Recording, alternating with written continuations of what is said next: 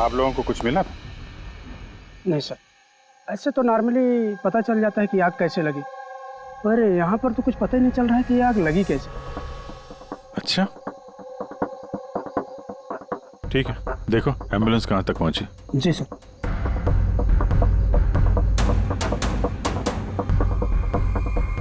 बहुत बुरी तरह से झुलस गया। कमाल है, कुछ पता ही नहीं चल रहा है कि आग कैसे लगी है।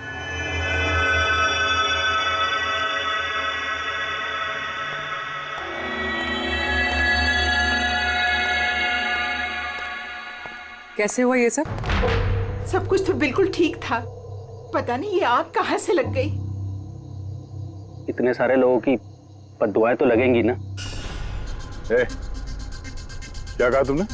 पता चला था सर कि दिलीप साहब किसी कोर्ट के केस में फंसे हुए थे। काफी बड़ा चक्कर था, लेकिन अभी कुछ दिन पहले छूट भी गए थे। काफी लोग नाराज भी थे इस बात से। कहीं इसी चक्कर में किसी ने दिलीप को मार तो नहीं दिया? नहीं, कोर्ट ने बरी कर दिया था मेरे पति को, उन्होंने कुछ भी नहीं किया। क्या केस क्या था? 9 साल पहले जीजू के थिएटर में आग लग गई थी, जिसके कारण कुछ लोगों की मौत हो गई थी और सारा इल्जाम जीजू पर आ गया था। ऐसे कैसे हवा में आग लग सकती है? जरूर किसी की प्लानिंग है। किसी पे शक है आप लोगों को? कौन कर सकता है? कोई भी कर सकता है, अनीता भी कर सकती है। कौन कौन अनीता? टोनी की वाइफ, और वो आज यहाँ आई भी थी।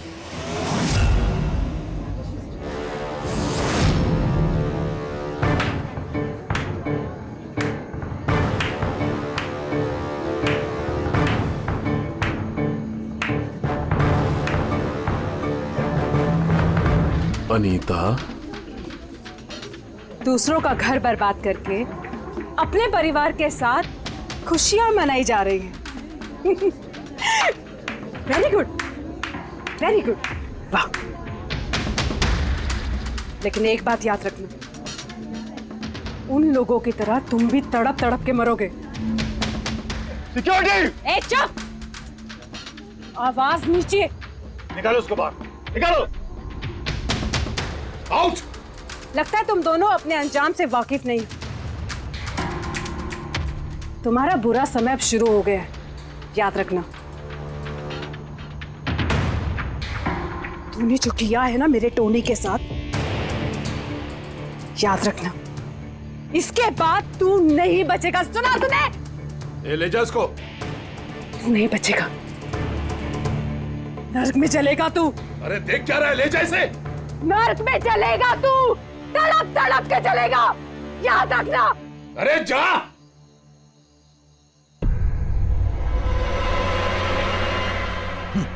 Let's enjoy Rohan. अरे भूल जाओ।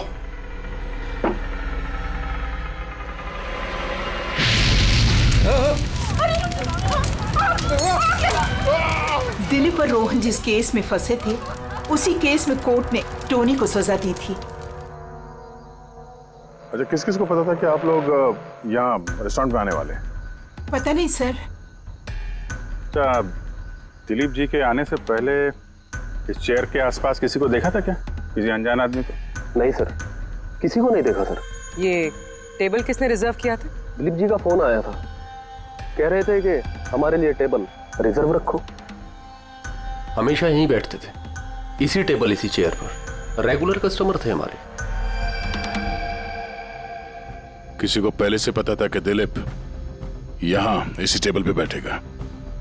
सर, कुर्सी के पास तो ऐसी कोई चीज नहीं है जिससे आग लग सकती हो। कमाल की मिस्ट्री है यार। सीसीटीवी कैमरा,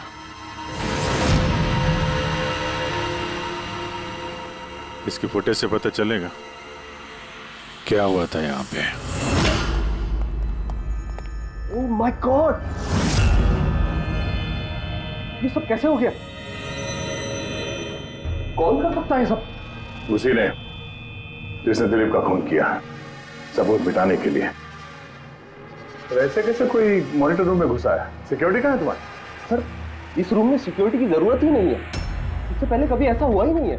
सर, सर मुझे नहीं लगता उसके पास टाइम होगा सीसीटीवी फुटेज डिलीट करने का। सर, उसने बस तोड़फोड़ कर दी है। अगर हम किसी एक्सपर्ट को बुलाते हैं सर, तो वो शायद हार्ड डिस्क से रिकवर कर पाए सर।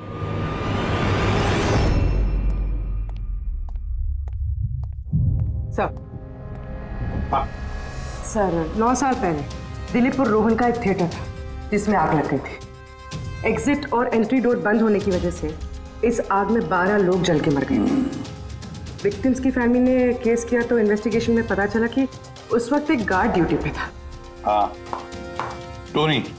हाँ सर कोर्ट में साबित हो गया कि टोनी ने बहुत शराब पी रखी थी और शराब के नशे में वो इतना धुत था कि वो इमरजेंसी एग्जिट भी खोल नहीं पाया। हाँ, बस टोनी की बीवी अनीता ये मानने को तैयार ही नहीं कि गलती टोनी की है। सर सिर्फ उसका ही नहीं, बहुत सारे न्यूज़पेपर आर्टिकल्स ने भी कोर्ट के इस फैसले के खिलाफ आवाज उठाई थी। जब ये हादसा हुआ था उस वक्त दिलीप और रोहन के खिलाफ सॉलिड एविडेंसेस थे, लेकिन फिर केस चलता रहा। 9 साल हो गए। कुछ विटनेसेस ने गवाही बदल दी और कुछ कंट्री से बाहर चले गए। सर, दिलीप और रोहन ने जरूर पैसे और पावर का इस्तेमाल किया होगा और यह बात टोनी को पता चल गई होगी। उसी ने भेजा होगा अनीता को दिलीप को मारने के लिए। पर फ्रेडी, जब अनीता वहां थी ही नहीं तो आग लगाई कैसे? नहीं, सिक्योरिटी वालों ने तो उसे बाहर निकाला था रेस्टोरेंट में से। ऐसी कौन सी चीज है जो अचानक आग लग सकती है? सर शायद डॉक्टर सालुंके हमारी मदद कर सके, या फिर अनीता।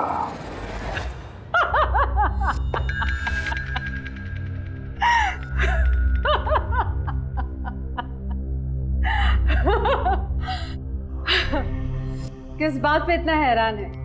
मेरी हंसी पे? क्या दिलीप की मौत पे? दिलीप की मौत पे तुम इतना खुश क्यों हो रही हो? अब मैं खुश नहीं होंगी तो और कौन होगा? कल रात रेस्टोरेंट से निकलने के बाद तुम कहाँ गई थी? जेल, अपने पति से मिलने। वार्डन के पास सारे रिकॉर्ड हैं, आप चाहें तो चेक कर सकते हैं। वो तो हम करेंगे, और ये भी कि आखिर तुमने वो आग लगाई कैसे? कोई काला जादू किया तुमने? दिलीप को अचानक आग कैसे लग गई? काला जादू आता तो जरूर करती, पर मैं बहुत खुश हूं। ये दिलीप भी उसी तरह तड़प तड़प के मरा है जिस तरह 9 साल पहले वो बेकसूर लोग मरे थे, जिसकी सजा मेरा पति टोनी भुगत रहा है। तुम ये कैसे कह सकती हो कि टोनी की गलती नहीं थी? तुम तो वहां थी नहीं। मैं वहां नहीं थी, लेकिन टोनी यहाँ था। उस दिन उसकी तबीयत खराब थी। उसने अपने मालिकों से, रोहन और दिलीप से कहा, वो जल्दी घर आ गया आग लगने से पहले। गलती उन दोनों की थी। अरे पुराना दरवाजा ठीक ही नहीं करवाया, जिसके कारण वहां आग में वो लोग झुलस के रह गए। मेरे पति की गलती नहीं थी, उन दोनों की थी। तो बहुत गुस्सा आया होगा ना तुम्हें? दोनों को मारने का भी मन किया होगा? 12 लोग मरे हैं वहां। मुझसे कहीं ज्यादा गुस्सा उन लोगों के परिवार वालों को आया होगा, पर वो बहुत खुश होंगे अब दिलीप की मौत की खबर सुनके। बहुत खुश होंगे। वो लोग और भी खुश हो जाएंगे जब रोहन चल के मरेगा।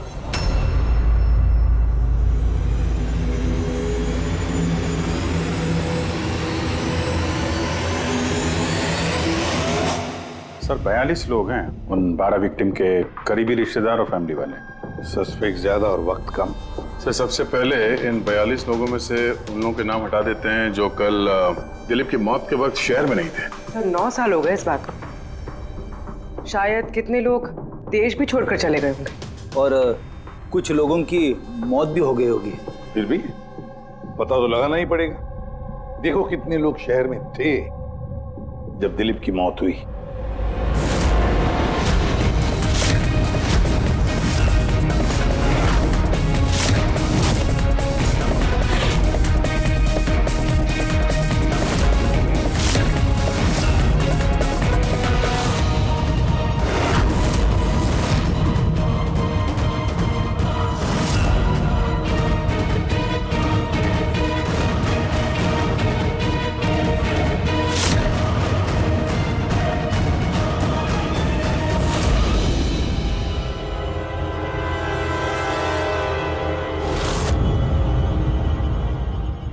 पंकज, कितने बजे?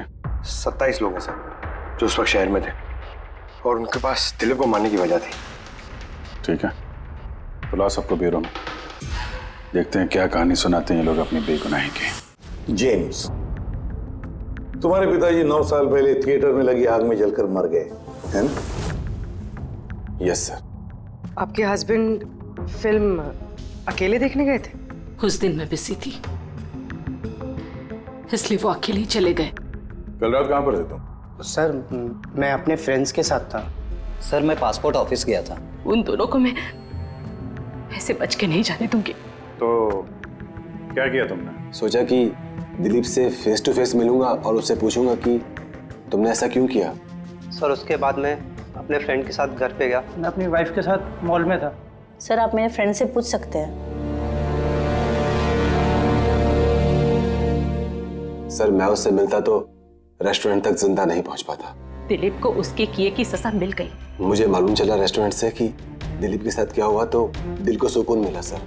अब बचा रोहन, उसको भी उसके किए की सजा जरूर मिलेगी।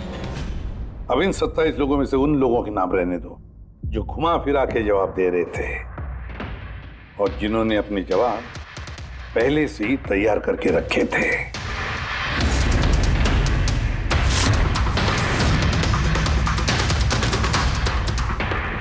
सर अब 15 बजे। अब इन 15 लोगों को उस दिन के बारे में पूछते हैं जब 9 साल पहले थिएटर में आग लगी थी। देखते हैं किसे सबसे ज्यादा गुस्सा आता है, कौन मुंह फेर लेता है। सर मेरा भाई 10वीं पास हो गया था। उसने कहा पार्टी देनी है, दोस्तों को पिक्चर दिखाना है, पैसे दो। सर मैंने वो पैसे उसे दे दिए। काश वो पैसे मुझे उसे देने नहीं चाहिए थे सर। जिसने भी ये किया बहुत अच्छा किया।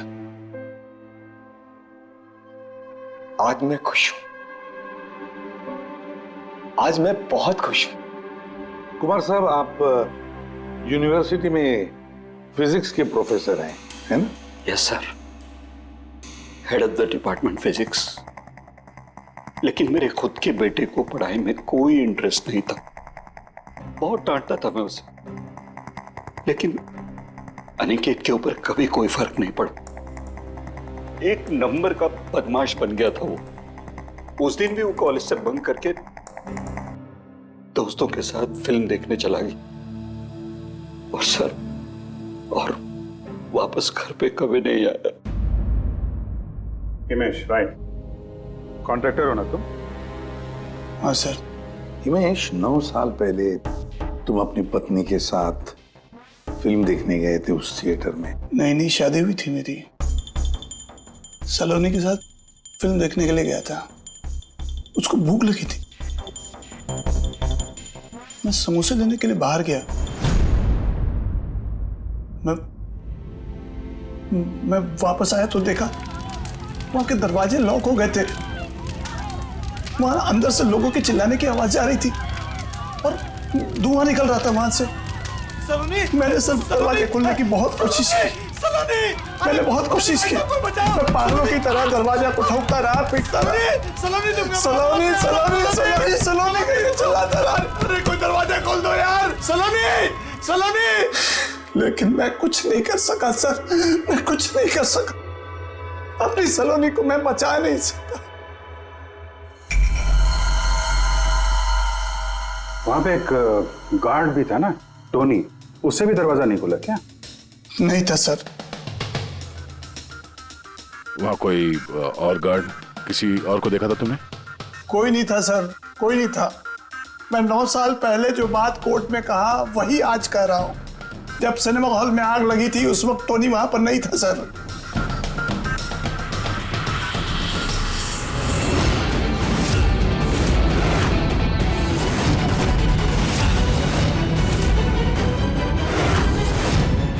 सर ये है हमारे फाइनल 15 सस्पेक्ट जो दिलीप को मार सकते हैं। सो कॉप्स कह रहे थे कि फायरमैन को भी पता नहीं चला कि आग का एग्जैक्टली सोर्स क्या था।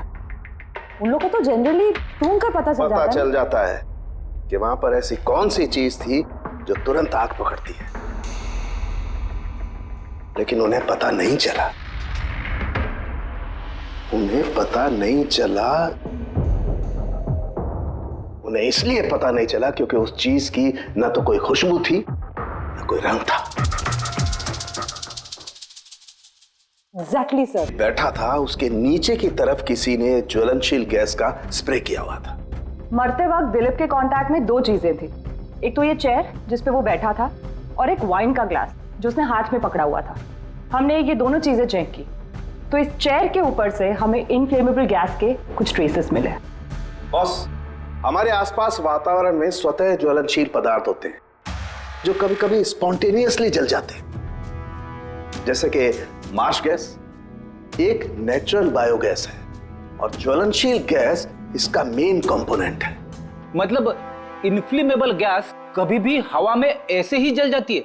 नहीं फ्रेडी, अपने आप नहीं। जब वातावरण में बहुत ज्यादा गर्मी पैदा हो जाती है और वो वातावरण की ऑक्सीजन के साथ मिल जाती है तो एक सुपर हाई टेम्परेचर का निर्माण होता है, जिसकी वजह से ये आग लगती है। लेकिन सालुंके साहब, वहां तो ऐसे कोई हाई टेम्परेचर वाली चीज थी नहीं। एग्जैक्टली, ऐसा कोई डायरेक्ट सोर्स नहीं था जिससे गर्मी पैदा हो सके।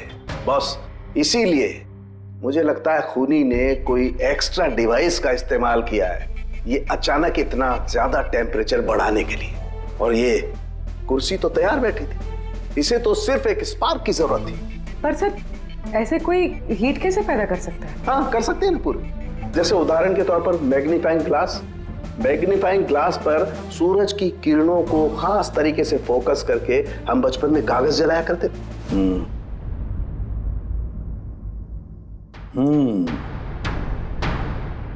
लगता है इस रेस्टोरेंट में फिर से जाना पड़ेगा। पता लगाना पड़ेगा किस चीज से आग लगी है।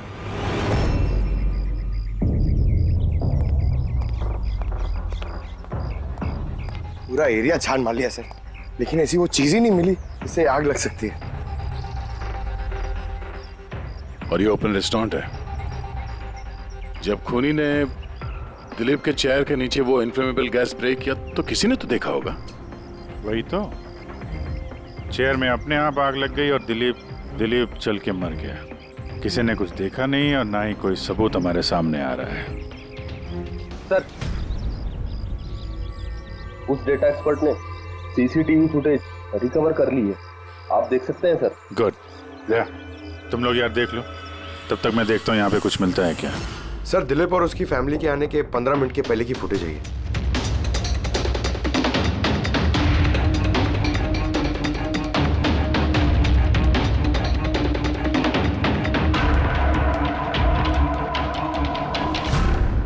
ये कुर्सी चेंज कर रहा है। इसका कोई दूसरा एंगल है क्या इसी टाइम का? चेक कर। एक मिनट सर।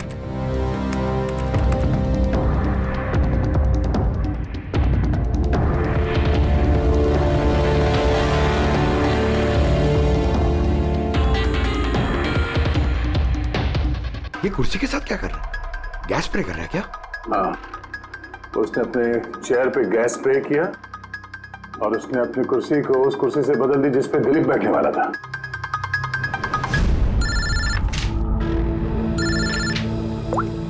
आ गया। अच्छा, ग्रेट, गुड वर्क है, गुड वर्क। क्या हो सर?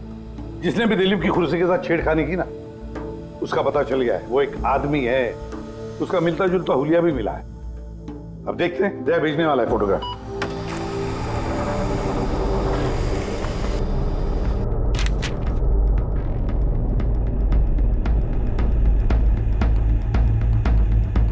खूनी इन बचे लोगों में से ही कोई एक है, इन्हीं में से एक। और अब इसका अगला शिकार रोहन है।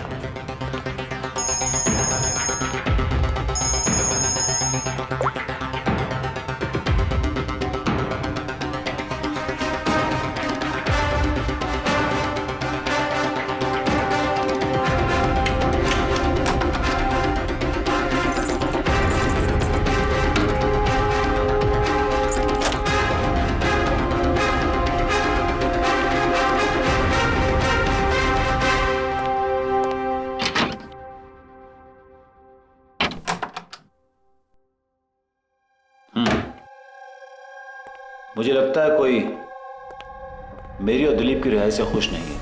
मेरी जान को खतरा है यहाँ पर। I will talk to you later. Bye. Sir everything is okay.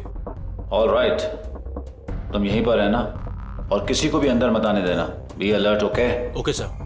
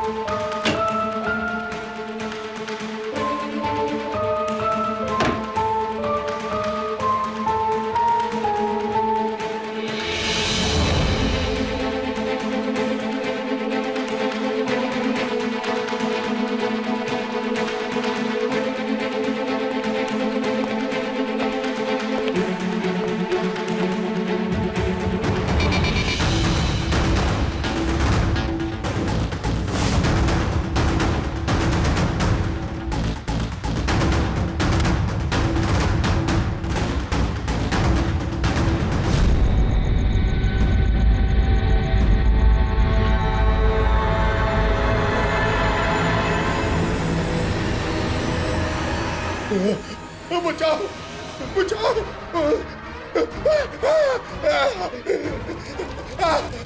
बचाओ पानी पानी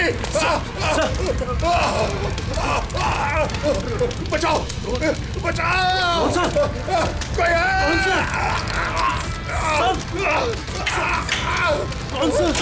बचाओ पानी पानी कौन सा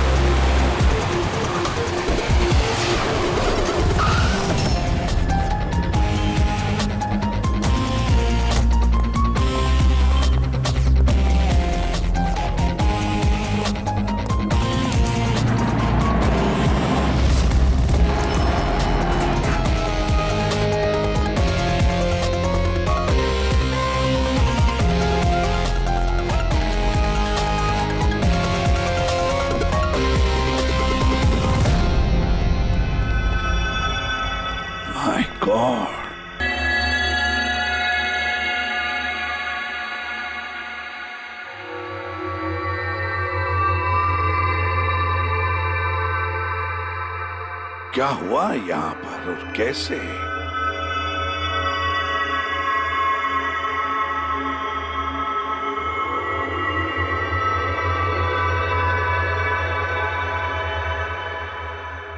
यहाँ पर भी और किसी किस्म की कोई स्मेल नहीं सिवाय इस जली हुई लाश की बदबू के।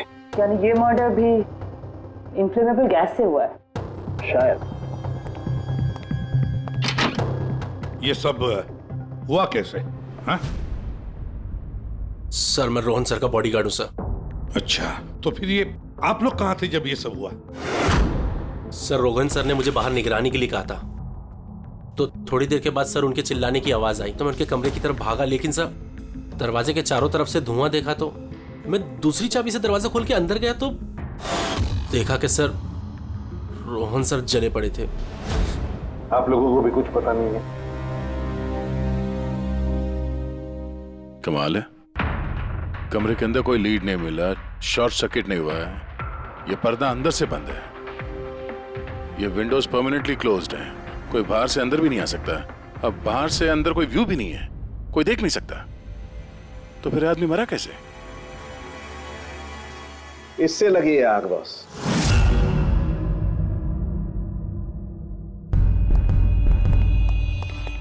ये इस चीज से ये है क्या सर? फिलामेंट है। फिलामेंट? इलेक्ट्रिक बल्ब के अंदर का फिलामेंट। और जब इस फिलामेंट में इलेक्ट्रिक करंट पास होता है तो ये गर्म होकर के लाल हो जाता है। बॉस, खूनी ने भी इसी टेक्निक का इस्तेमाल किया है उस ज्वलनशील गैस को जलाने के लिए।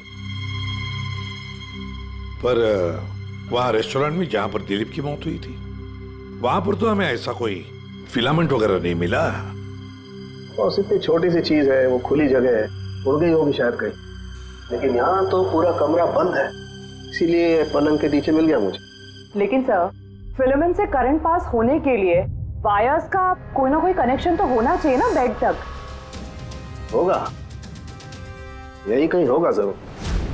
तो पूरा बेड चेक कर लिया हमने, कमरा चेक कर लिया, ऐसा तो यहाँ पे कुछ भी नहीं मिला सर। दया, वो दरवाजा कैसा? मैनेजर। Yes sir. वो दरवाजा कहाँ खुलता है? सर दूसरा रूम है जो इस रूम से कनेक्टेड है सर। अब वैसे ये रूम सील्ड रहता है, इसे कोई खोलता नहीं सर। खोलो दरवाजा। Yes sir. आइए सर।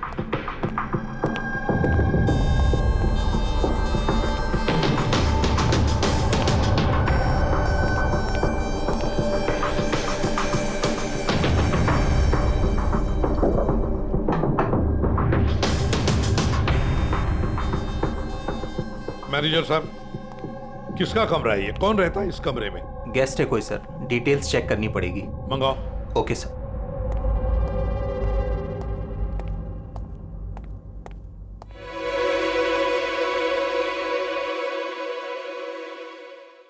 सर, वहां उस कमरे में जो कुछ भी हुआ है सर, वो इसी कमरे से किया गया।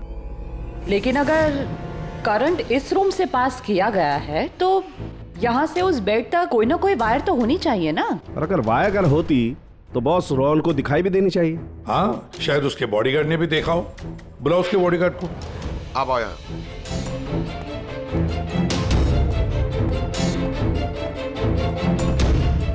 एक बात बताओ, जब तुम रोहन के कमरे में आए थे तब कोई वायर देखी यहाँ इस दरवाजे से उस कमरे में जाते हुए? कुछ भी नहीं सर, रोहन सर के रूम के अंदर जाने से पहले मैंने रूम को पूरी तरह से चेक किया था सर, लेकिन वायर जैसी कोई चीज उस रूम में नहीं दिखाई दी। ठीक है, जाओ तुम। जो कुछ भी हो दया, खूनी ने इसी दरवाजे का इस्तेमाल किया।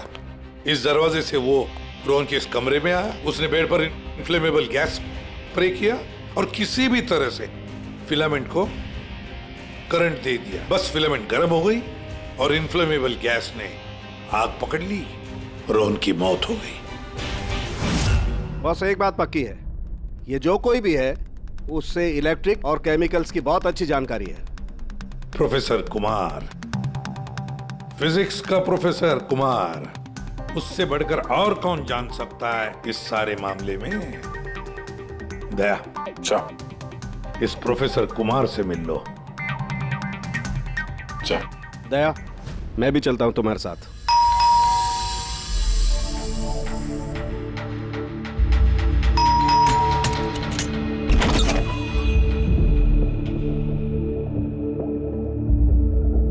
प्रोफेसर कुमार है घर पे? हाँ है, लेकिन आप लोग? सीआईडी। सब ठीक तो है ना साहब? हाँ, उनसे कुछ पूछताछ करनी है। कहाँ है वो? बाहर बच्चों को पढ़ा रहे हैं, मैं बुला के लाता हूँ। कोई बात नहीं, हम देखते हैं।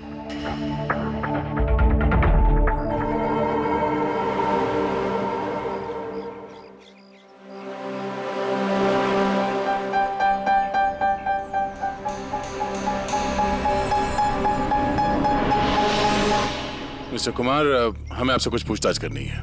पूछिए, क्या पूछना है? इसे पहचानते हैं आप? ये तो फिलामेंट है। गुड, सही पहचाना आपने। आपको पता ही है फिलामेंट हमें कहाँ से मिला? ये तो आप ही को पता होगा कहाँ से मिला आपको।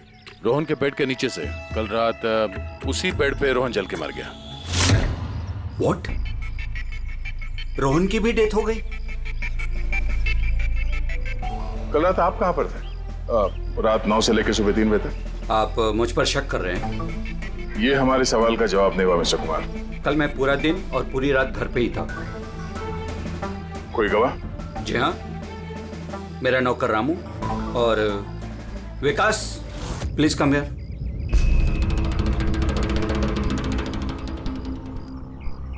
Yes sir. इन्हें बताओ मैं कल कहाँ था। सर हमारे एक्स्ट्रा क्लासेस ले रहे थे यहीं पे सर। कितने बजे से कितने बजे तक? सर शाम के 6 बजे से सुबह के 5:30 बजे तक। सर हमारे एग्जाम आने वाले हैं ना, तो हमने ही सर को रिक्वेस्ट किया था एक्स्ट्रा क्लासेस लेने के लिए। ठीक है सर, तुम जाओ बेटा। सर मेरे 5 स्टूडेंट्स और भी हैं जो कल सुबह 9 बजे से लेकर 5:30 बजे तक हमारे साथ थे। कहें तो उनको बुला लूं? ठीक है, अब मैं जा सकता हूं सर, बच्चों को पढ़ाना है। Please please. Thank you.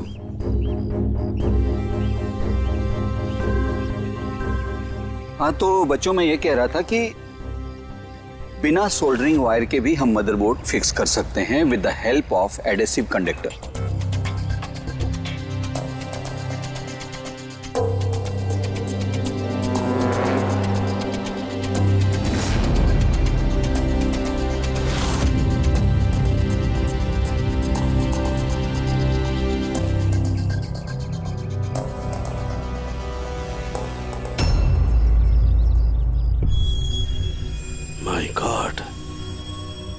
My God यार, ये क्या बात? क्या? अरे यार ये गलती मुझसे कैसे हो गई? क्या? गॉड, बूढ़ा हो गया मैं, बूढ़ा हो गया मैं। एक काम करो, 1 घंटे बाद फॉरेंसिक लैब में मिलो, कुछ बताऊंगा। 1 घंटे बाद। अरे वो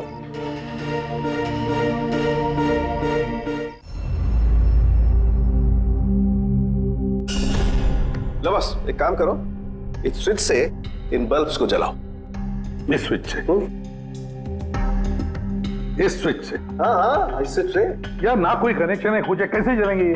तुम सवाल मत किया करो, कभी कभी मेरी बात भी मान लिया करो यार। कभी कभी। ये ले। क्या सर, ये तो कुछ हुआ भी नहीं। होगा होगा। अरे क्या होगा? होगा ही नहीं। अरे होगा यार, बिलीव नहीं होगा। 1 मिनट। क्या इसकी तबीयत ठीक है ना? हाँ? तो पता नहीं क्या हुआ है, वो जब से वो प्रोफेसर कुमार से मिलके आया ना, बस बल्ब के साथ ही खेले जा रहे हैं। बात बताओ, वो फिंगरप्रिंट्स का क्या रिपोर्ट आया? वही जो फिंगरप्रिंट्स उन्हें होटल वाले से लिए थे और रूम में उठाए थे। तो फिंगरप्रिंट तो बहुत सारे मिले, लेकिन सारे स्टाफ मेंबर्स के ही हैं, उसके अलावा और किसी के नहीं मिले। ये कैसे हो सकता है? तो भाई साहब जरा इधर भी ध्यान दीजिए। हाँ हाँ ध्यान है। हाँ।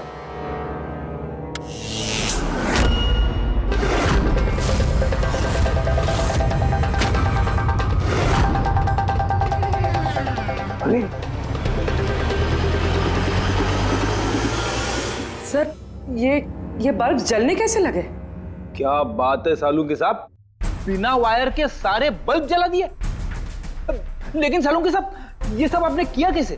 ठीक वैसे ही हुआ ये फ्रेडी, जैसे कि खूनी ने किया था उस दिलीप की कुर्सी पे और रोहन के बेड पे।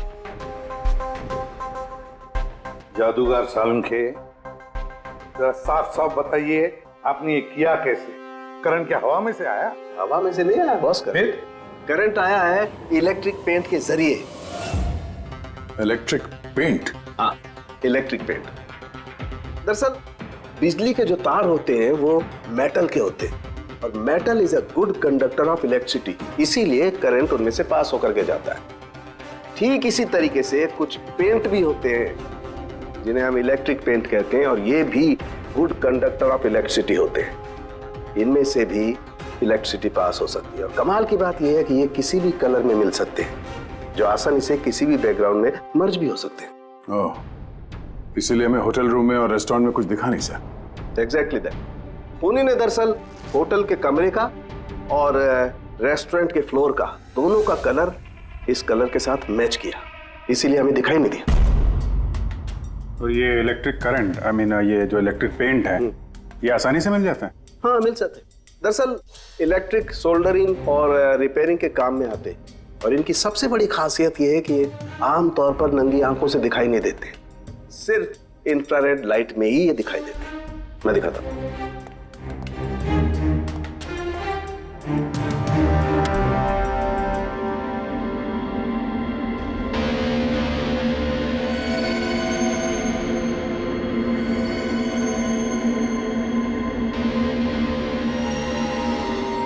देखा बॉस? हाँ, खूनी ने भी ऐसे ही इस इलेक्ट्रिक पेंट का इस्तेमाल किया और ये सर्किट बनाया।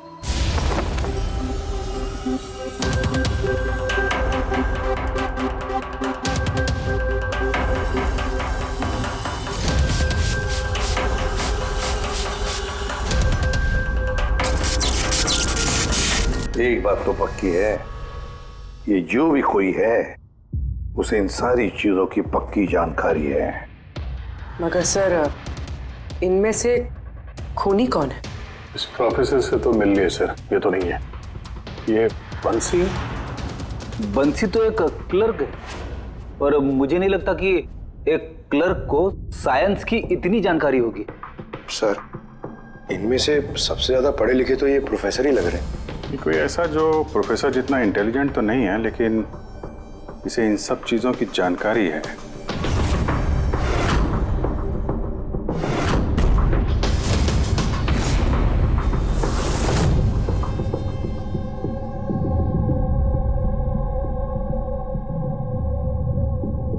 वो ये है अभिजीत, ये है वो।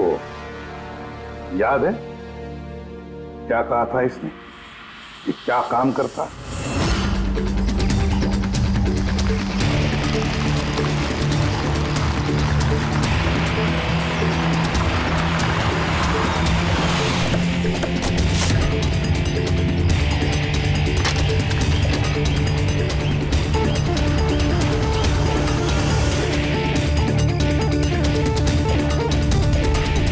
चले ससुराल।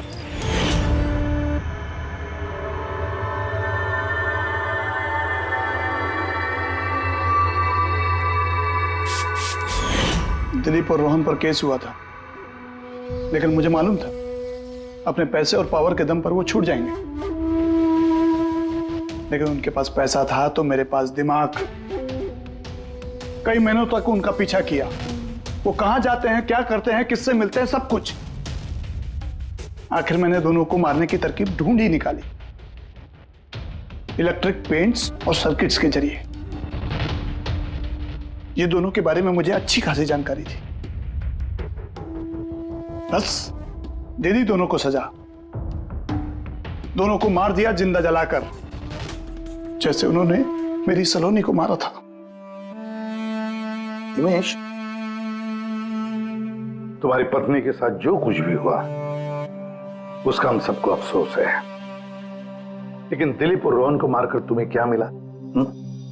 क्या तुम्हारी पत्नी वापस आ गई? बदले की आग में तुमने 2 लोगों की जानें ली। कानून तुम्हें कभी माफ नहीं करेगा, तुम्हें कड़ी से कड़ी सजा होगी।